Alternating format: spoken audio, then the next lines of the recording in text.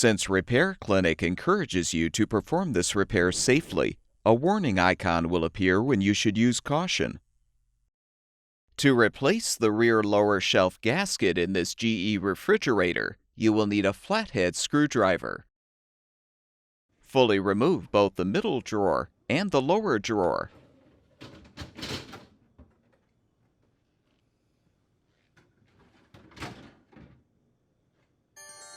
Next, remove the glass shelf from the cover.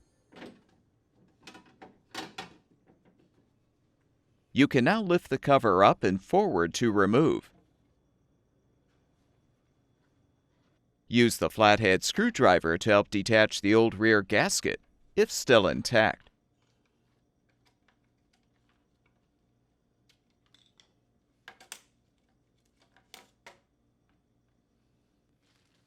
To install the new rear gasket, align it on the tabs of the cover.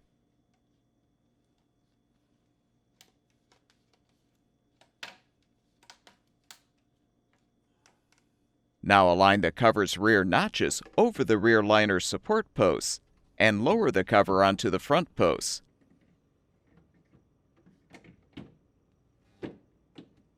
Insert the front edge of the glass shelf into the cover first, then lower the rear edge. Replace the lower drawer as well as the middle drawer, and the refrigerator should be ready for use.